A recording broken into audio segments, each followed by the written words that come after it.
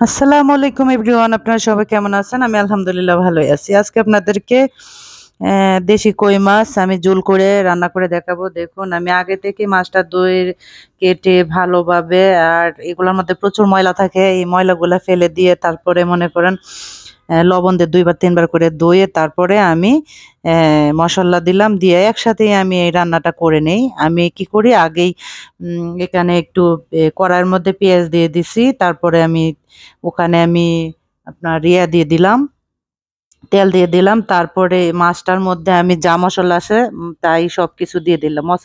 মসল্লাগুলি আপনারা অনেকেই বাটা মসল্লা দেন, অনেকে দেন। আসলে অনেক আগেকার মানুষের রান্না যেভাবে করতো অনেক মজা লাগতো, আর এখনকার এগুলো আর ভালো লাগে না, টেস্টিও লাগে না। এই যে দেখুন, আমি কি করছি, ওই মসল্লা দিছি মরিচ, হলুদ, ধনিয়া, লবণ, এটুকুই জাস্ট। এর ফাঁকে আমি আরেক সাইডে আমি বরবটি রান্না করতেছি মাছ দিয়ে, এটা ছোট আলু দিয়ে। এটা রান্না করে দেখবেন, বরবটিটা এটা ছোট আলু দিয়ে বড় মাছ দিয়ে রান্না করলে অনেক টেস্টি লাগে, অনেক মজা লাগে। তারপরে ওইদিকে আমার এটা হয়ে যাচ্ছে, অ্যাম এই বরবটিটা হয়ে যাচ্ছে একদিকে। তারপরে ওইদিকে আমি আরেকটা কাজ করতেছি। আমি ঢেঁড়স ভাজি কিভাবে করতে হয়, ভাজিটাও আপনাদেরকে দেখিয়ে দেব। ঢেঁড়স ভাজি আপনারা ঢেঁড়সটা আগে ভালোভাবে ধুয়ে নিবেন। ধুয়ে নিয়ে একটু মুছে-টুছে তারপরে আপনারা কেটে নিবেন। কেটে নেওয়ার পরে এটার মধ্যে পানি থাকবে না। পানি যখন থাকবে না তখন ঢেঁড়স ভাজিটা অনেক ভালো থাকে, মানে সুন্দর, একদম গ্রিন দেখা যায়, একদম সবুজ একেবারে। দেখুন আমার ঢেঁড়স ভাজিটা। আমার কই মাছের এটা তো আপনারা বুঝতেই পারছেন যে একদম সহজভাবে আমি বলে দিলাম আপনারা। আমি আরেকবার কই মাছের তরকারি ঝোলটা মনে হয় আমি রান্না করে আমি দেখিয়েছি। আপনারা এটা দেখে নিতে পারেন আমার ভিডিওগুলা। আমি জাস্ট শুধু একটু কথা বলার জন্য, এই যে দেখুন আমার উম এটা হয়ে যাচ্ছে, ঢেঁড়স ভাজিটা হয়ে যাচ্ছে সুন্দর করে। এই যে দেখুন কত সুন্দর। আমার ঢেঁড়স ভাজি একদম গ্রিন থাকে।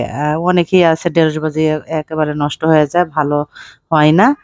আমি যেভাবে আপনাদের সিক্রেটটা বলে দিচ্ছি, সেই সিক্রেট অনুযায়ী আপনারা এই কাজটা করবেন। আর আমার YouTube নিয়ে কিছু কথা বলবো, আপনারা সবাই লাইভ করবেন। আমি বলতেছি লাইভে আসলেই অনেক কাউন্ট হয়, ওয়াচ টাইমটা আসলে কাউন্ট হয়। আপনারা যদি পেজ দেখে আপনারা যদি লাইভ করতে পারেন আরো বেশি ভালো।